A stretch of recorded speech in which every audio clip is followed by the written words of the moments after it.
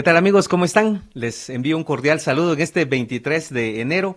Ya los días están pasando de manera positiva, formidable, porque comienzan a ordenarse muchas cosas y sobre todo las ideas.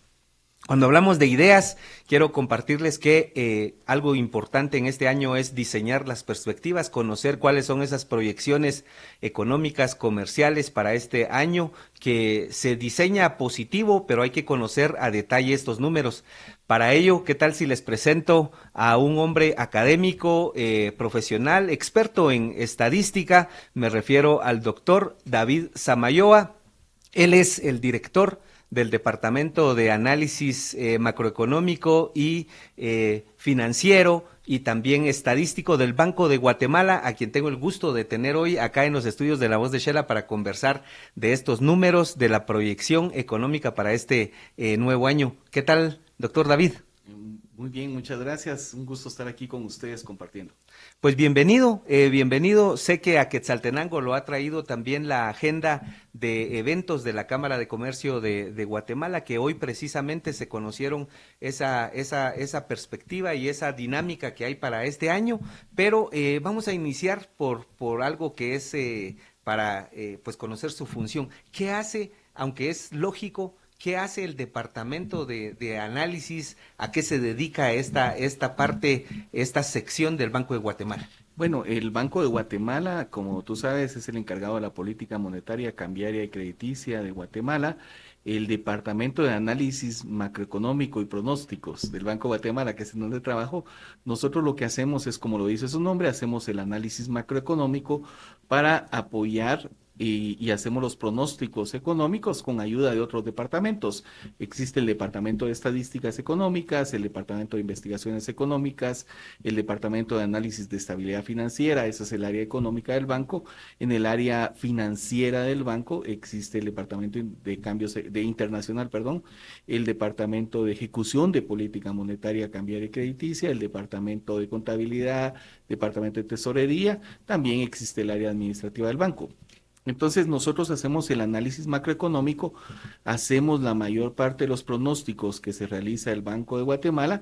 Con nuestros análisis se ayuda a diseñar la política monetaria cambiaria y crediticia que aprueba cada año Junta Monetaria y que se implementa por medio del Banco de Guatemala.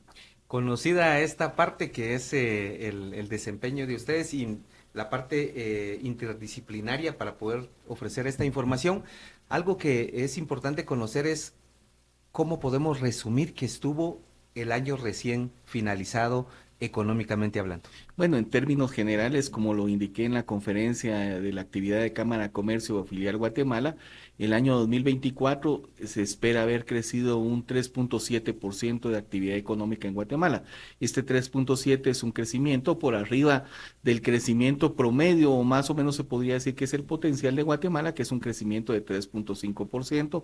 Esto estuvo muy asociado a la dinámica económica de los empresarios guatemaltecos, del consumo guatemalteco, y ese crecimiento está por encima del promedio. Las exportaciones, por ejemplo, se espera que hayan crecido un 3%, las importaciones de bienes se espera que hayan crecido un 7%, las remesas familiares, algo que es muy importante, creció a un ritmo de 8.6%, representa cuando se le compara en términos del PIB alrededor del 19%. El crédito bancario al sector privado creció a un ritmo de 12.3%, es decir, la mayoría de indicadores económicos tuvieron un muy buen desempeño y eso es lo que nos ayuda a que la estimación de crecimiento del año anterior sea de 3.7%. Y ese resumen de proyección, ¿cómo nos apunta ahora a lo que pues esperamos de el 2025? Un indicador es el factor confianza, siempre pues en un segundo año de un cuatrienio que dura el gobierno central, pues la confianza se incrementa. Si estamos hablando de que hay un promedio de 3.7, ¿cómo proyectan esos números para este año? Bueno, en términos de crecimiento, de proyección de crecimiento económico para 2025, se espera un crecimiento de entre 3 y 5%, con un valor de central de 4%. Es decir, sería superior al 3.7% de 2024, superior al 3.5% que fue 2023 y superior a ese promedio. En eso continúa la dinámica económica del sector privado, del consumo, se espera también un mejor desempeño del gasto de gobierno, que también ayude a fomentar el crecimiento económico, dado el presupuesto que se aprobó el año anterior.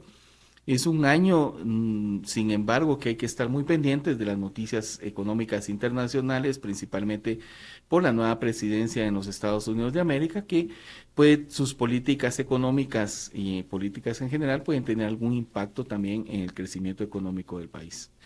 Qué interesante, amigos, porque muchas veces creemos que el tema económico pues se circunscribe solo a nuestro entorno, pero quiero manifestar con precisión que cualquier cosa que pase al otro lado del mundo, en Norteamérica, termina impactando el país, termina impactando lo local. Por eso, hablando de actualidad, con la reciente toma de posesión de Donald Trump en Estados Unidos, ¿cuáles serían esas repercusiones económicas que comenzaríamos a ver en nuestro país, incluso con las disposiciones inmediatas que él ha colocado en su tema, en sus políticas de gobierno? ¿Cuáles ve usted que son las que más podrían impactarnos y de qué manera?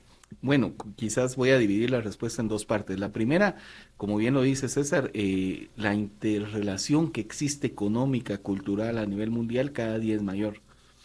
Cada día Eso, estamos más cada día estamos interconectados, más interconectados, económicamente hablando, no solo en económicamente, en comunicación. comunicación, en todo. Entonces, hoy tú puedes conocer los acontecimientos que ocurren en otras partes del mundo en tiempo real, puedes estar atento lastimosamente a las noticias más trágicas que están pasando en otra parte del mundo y eso tiene implicaciones.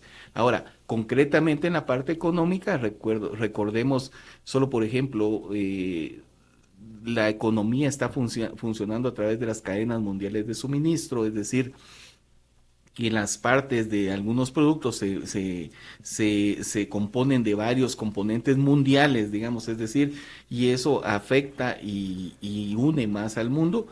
Entonces, políticas comerciales que lo que hagan es fraccionar esa interconectividad, como por ejemplo lo que el presidente Donald Trump está ofreciendo de comenzar a imponer aranceles, comenzando con sus principales socios de ellos, que es Canadá y México, y también con China. Eso empieza a fraccionar esa interconectividad económica. Al tú imponer aranceles, lo que haces es que incrementa los precios de los productos que estás importando.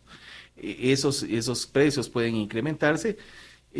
Entonces, esos cambios de política comercial podrían afectar también a nivel mundial, podría haber una reconfiguración si se llevan a cabo completamente de las cadenas mundiales de suministro, porque también los países cuando se les imponen ese tipo de aranceles en contraposición también imponen hacia el otro país.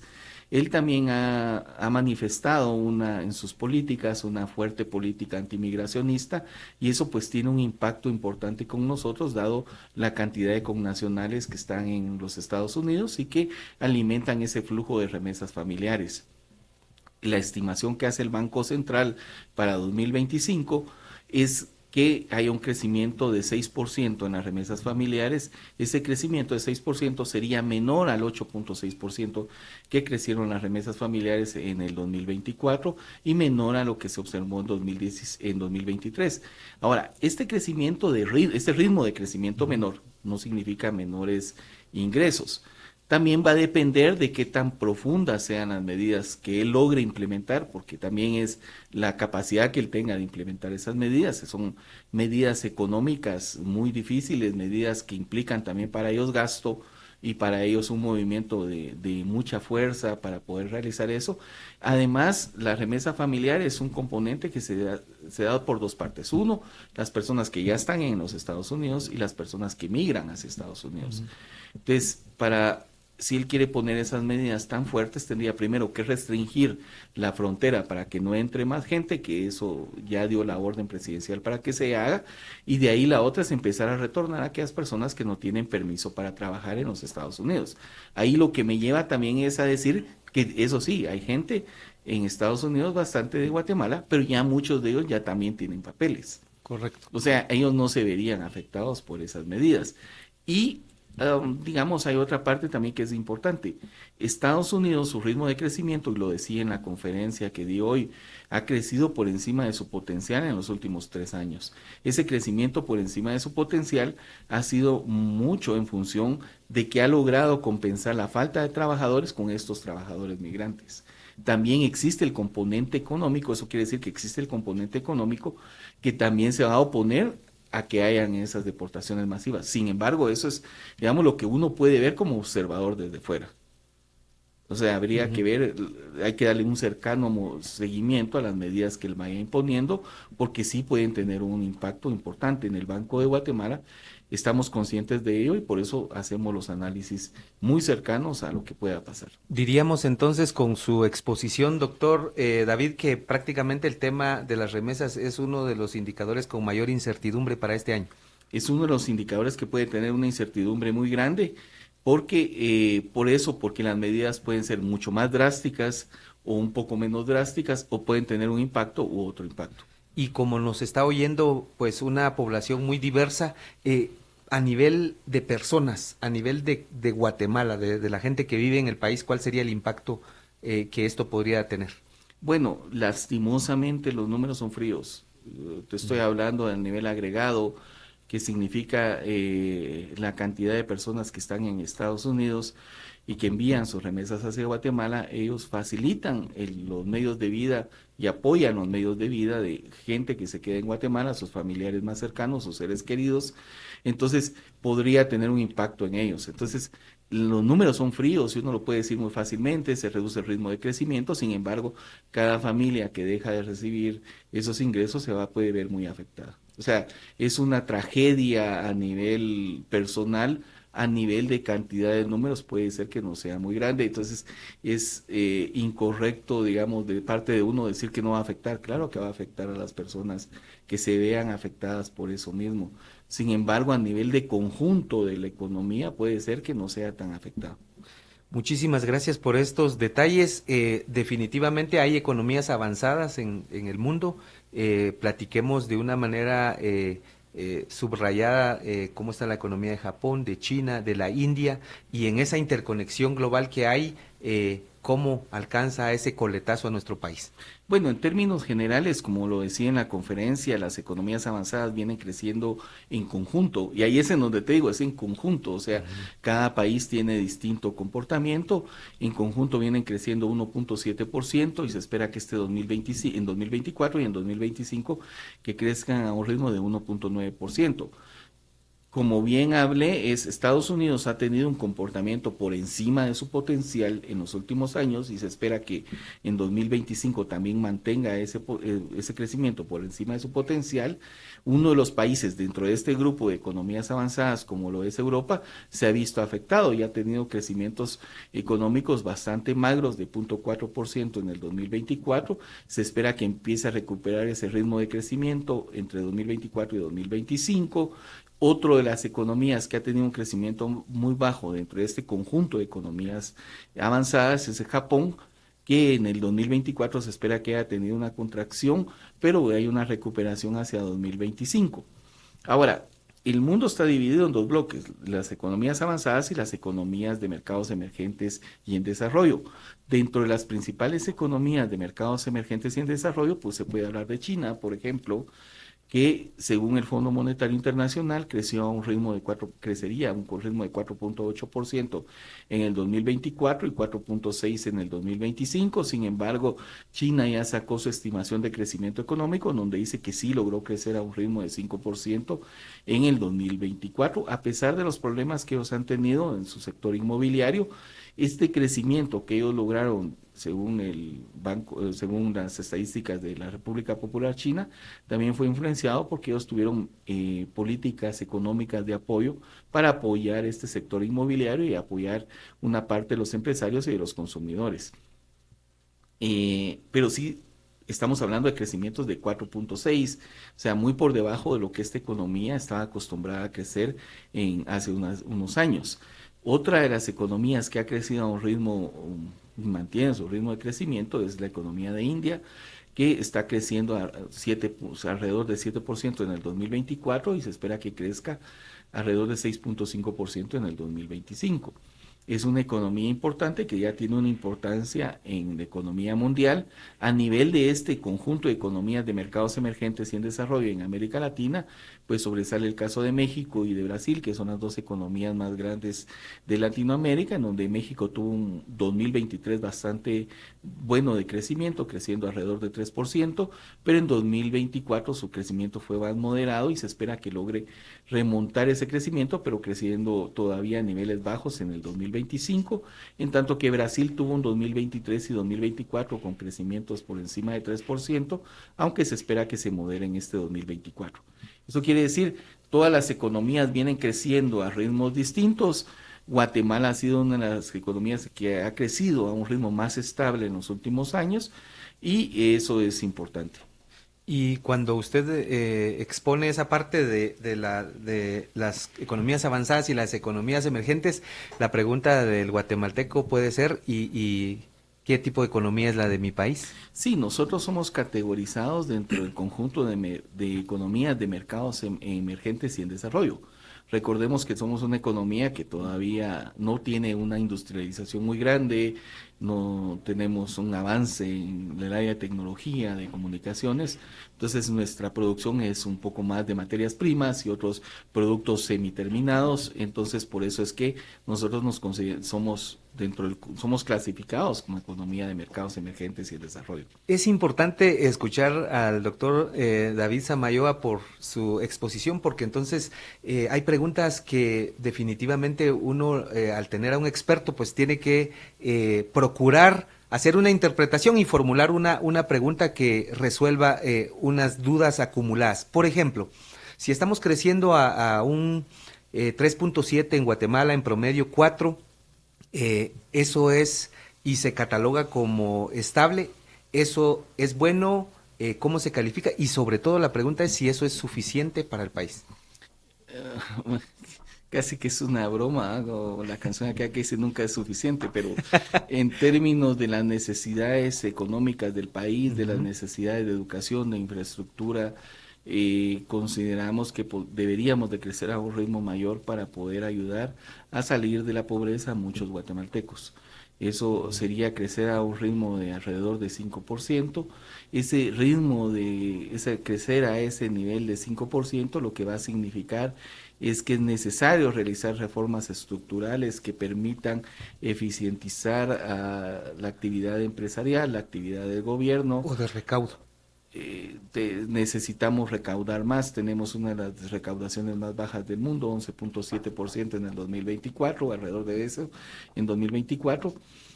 Necesitamos hacer esas reformas estructurales que permitan mejorar la educación, preparar a los niños en las cosas que se necesitan, las herramientas, a los niños las herramientas modernas para que ellos puedan ejercer una función de trabajo en el futuro.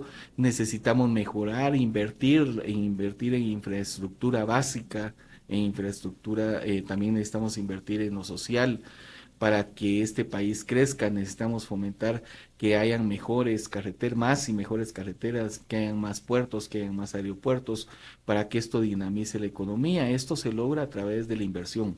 Necesitamos incrementar la inversión. Pública. La inversión no necesariamente tiene que ser pública. Mixta. Debe hacer una inversión tanto pública como de los guatemaltecos, pero también necesitamos facilitar el acceso de inversión extranjera, mejorar la cantidad que se recibe de inversión extranjera directa en el país. Esto lo vamos a hacer a través de fomentar leyes que sean más transparentes, leyes que sean claras para el mercado, mejorar el clima de negocios en el país. Todo eso son reformas que se necesitan hacer y que es necesario hacer para poder crecer en ese 5% que sería el ideal y que nos ayudaría a mejorar en los aspectos que todavía como nación nos hace falta hacer. No obstante lo anterior, Como lo dije en la conferencia, pues es admirable el sector privado guatemalteco, el esfuerzo de los guatemaltecos también en el exterior del país, el esfuerzo de cada guatemalteco que cada día se levanta a realizar sus actividades laborales de la mejor manera posible. Ese dinamismo, esa resiliencia de los guatemaltecos es lo que nos ha hecho que mantengamos un ritmo de crecimiento relativamente estable en los últimos años. ¿Qué más tiene que hacer el lado privado de nuestro país para poder contribuir? Efectivamente, un punto podría decirse que no es imposible, pero hay muchas cosas que se tendrían que hacer para lograr ese 5% de crecimiento anual. Desde la óptica del Banco de Guatemala, ¿qué más se puede hacer? Bueno, desde la óptica del Banco de Guatemala, bueno, lo que se necesita es seguir fomentando el emprendedurismo, ¿no? Emprendedurismo. Emprendedurismo, que es lo más importante, que la gente se anime, confíe en Guatemala, y eso va a hacer que confíe, al confiar tú en tu país, tú haces inversiones en tu país. Por ejemplo, les pongo el caso aquí de La Voz de Shela, es un estudio muy bonito. Ustedes creyeron en el país, siguieron invirtiendo en el país y me imagino que es un conjunto de pequeñas personas que lograron hacer esta inversión y la sacaron adelante. Ese emprendedurismo lo que necesitamos es fomentar en los guatemaltecos para que eso se mantenga dinámico, como ha sido muy resiliente la economía de parte del sector privado de Guatemala. Un tema que no podemos dejar a un lado es el tema de la inflación. Mucho se habla de este tema. ¿Cuáles son los números que ocurrieron el año pasado? ¿Cuál es la proyección? Y sobre todo, ¿cuál es el impacto, doctor David? Claro, por eso es importante la política monetaria. El objetivo del banco es mantener la estabilidad de precios. Estabilidad de precios, lastimosamente en términos económicos, no significa una inflación de cero, porque existen restricciones de oferta y de demanda que generan que hayan incrementos de precio. Pero esto es un fenómeno a nivel mundial.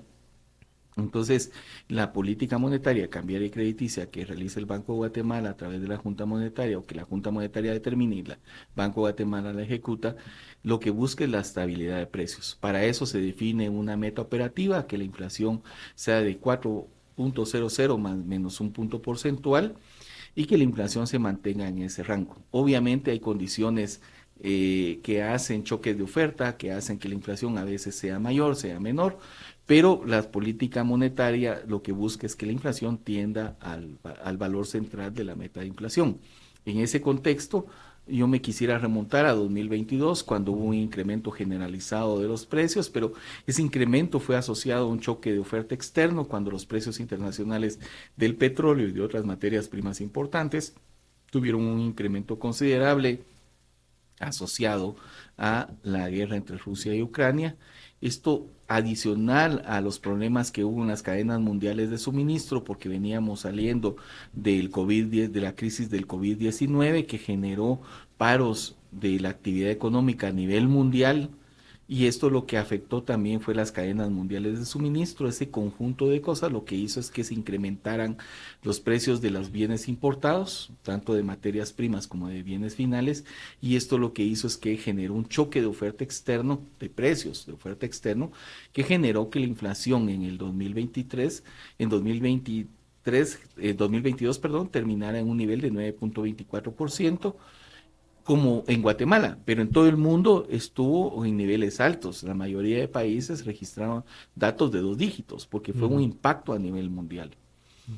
Eso hizo que las políticas monetarias de todos los países del mundo, de la mayoría de países del mundo, incrementaran sus tasas de interés de política para ayudar a reducir la inflación. En el caso de Guatemala, fuimos uno de los pocos países que logró regresar su inflación a meta muy tempranamente, a mediados de 2023. Nosotros ya habíamos regresado Un año la después. inflación a meta, menos de un año, casi un año después prácticamente.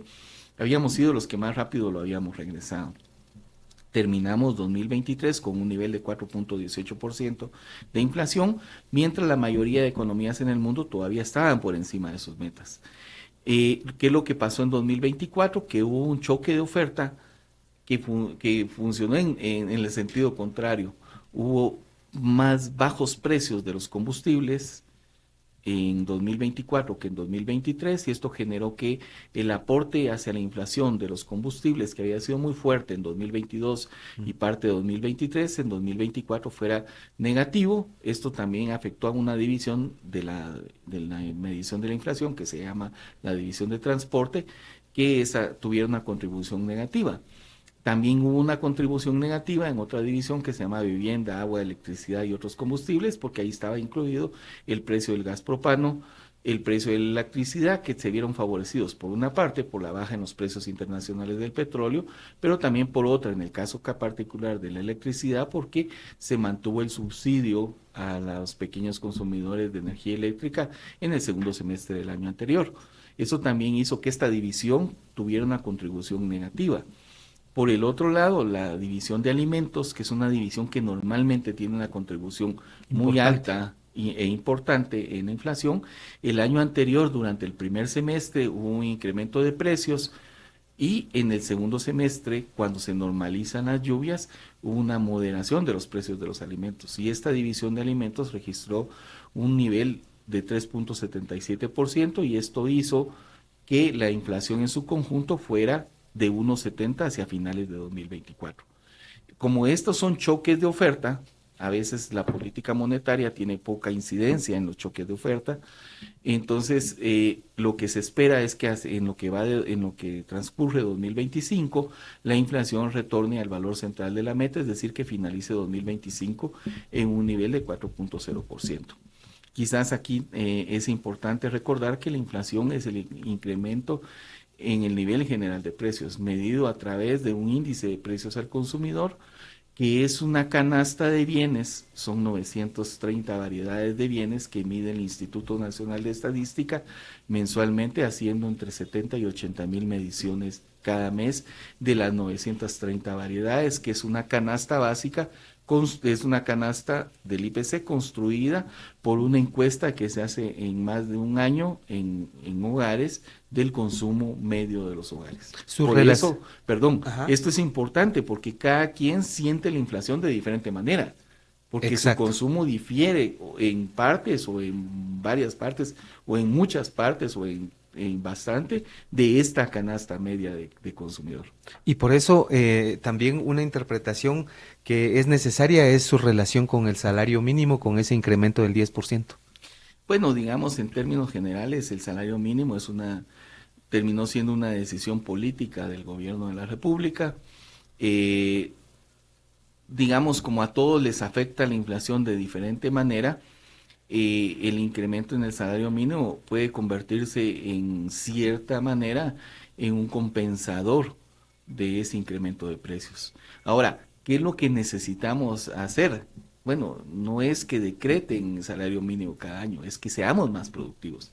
Y siendo más productivos, nosotros podemos generar mayores ingresos. Y con ese mensaje tan profundo, porque es un llamado a la reflexión para poder tener con mayor solvencia todas las áreas, negocios, personas, el tema de la productividad. ¿Usted qué consejos da en la parte de dónde enfocar la economía, el esfuerzo de los emprendimientos durante esta etapa que estamos comenzando un nuevo año?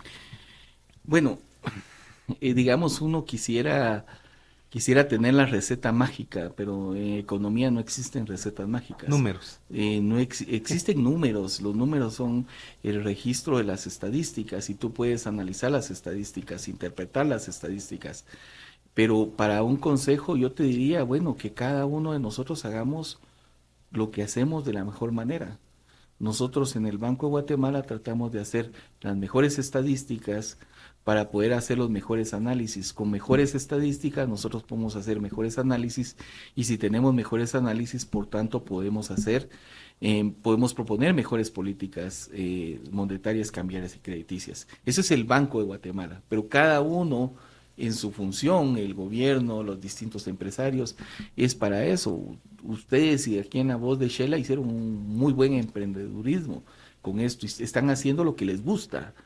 Y al hacer lo que les gusta, están prestando un servicio a la comunidad que es importante. Entonces, si todos los guatemaltecos buscamos en lo que somos buenos y lo tratamos de hacer mejor cada día, entonces todos contribuimos a una mejor nación. Al contribuir a una mejor nación, estamos contribuyendo para nosotros mismos.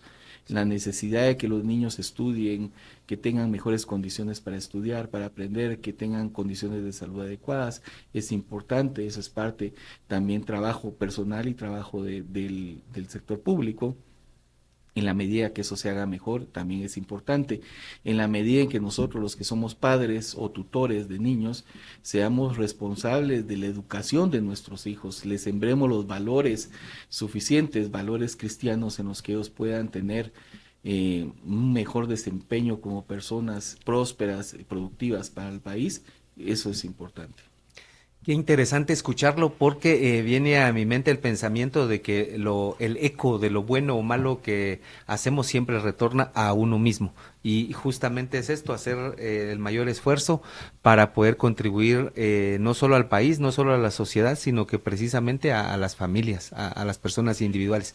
Pero como estamos conversando en esta oportunidad con el director de análisis del Banco de Guatemala, el tipo de cambio, cómo está visualizado para este nuevo año.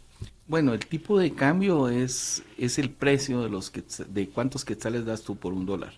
Esto se determina libremente en el mercado, es decir, determinado por la cantidad de oferta y divisas que hay, perdón, por la oferta y demanda de divisas que hay en el mercado cambiario nacional. El mercado cambiario nacional está constituido por los bancos y por el sistema financiero nacional en total, que incluye los bancos, financieras. Entonces, el total de transacciones de oferta y demanda de dólares, lo que ha dicho en Guatemala en los últimos años, bueno, tenemos 20 años de estabilidad de tipo de cambio, hemos mantenido una oferta bastante equilibrada con la demanda. ¿Cómo se logra esa parte? Eso se logra a través de dejar que sea la libre oferta y demanda lo que lo determine. Que haya libertad para que tú como empresario puedas traer las divisas que generas fuera, para que haya libertad que las personas que reciben remesa las puedan cambiar, para que haya libertad de traer y de llevarse el dinero. Eso se logra a través de la libertad que existe de movimiento de divisas en el país. Ese es un logro que se ha hecho. Tanto el Banco de Guatemala no determina cuánto va a ser el tipo de cambio. Es la interacción entre la oferta y la demanda de divisas. El Banco de Guatemala interviene, no participa en el mercado únicamente cuando las condiciones, para evitar volatilidad excesiva, sin cambiar la tendencia del tipo de cambio. Eso ha determinado que en Guatemala el tipo de cambio se tenga una variación que es bastante baja comparada con las variaciones de tipo de cambio que se dan en otros países. Y eso es parte de la estabilidad macroeconómica, no solo eso, la estabilidad de tipo de cambio, la estabilidad de precios que se logra a través del IPC, que en la mayoría de años se ha mantenido en meta, la estabilidad en los precios de los préstamos, es decir, la estabilidad en las tasas de interés, en los niveles de tasas de interés, la estabilidad también que ha tenido el déficit fiscal, la deuda pública, todo eso lo que ha constituido es que Guatemala está reconocida por las empresas calificadoras de riesgo como un país con una estabilidad muy bien cimentada, con una disciplina fiscal y monetaria adecuada, y eso es importante, es una condición necesaria, aunque a veces no es suficiente para lograr un mejor crecimiento económico. No siempre tenemos la oportunidad para conversar con alguien que se dedica específicamente al análisis, así que una pregunta, un dato importante de los análisis macroeconómicos o pronósticos del país que no le pregunten, pero que sea relevante y que mantenga en la mente, y esta es la oportunidad para decirla. Bueno, en general todos los datos macroeconómicos son importantes, todos los sectores son importantes, el sector externo, el sector financiero, el sector real de la economía real, el sector fiscal. En términos de Banco de Guatemala, nosotros estamos muy acostumbrados al análisis de la inflación y de los agregados monetarios. Esos son los datos que normalmente nosotros le damos un seguimiento, pero como todo esto está interrelacionado, tú no puedes entender el dato de la inflación si no entiendes el sector externo y si no entiendes qué es lo que está pasando fuera de Guatemala. La verdad es que cada vez se hace complejo el análisis económico porque entran muchas consideraciones en esto. Y lo que nosotros tratamos es tener en el Banco de Guatemala, tener gente especializada para el análisis, y eso es importante. Tenemos gente de carrera en el banco, gente que entra cuando está en sus últimos grados de universidad y que se retira 30, 35 años después de haber trabajado en la banca central. Esto le da una estabilidad al trabajador del Banco de Guatemala, pero también le da una estabilidad a las políticas que el banco ha implementado a lo largo de la historia.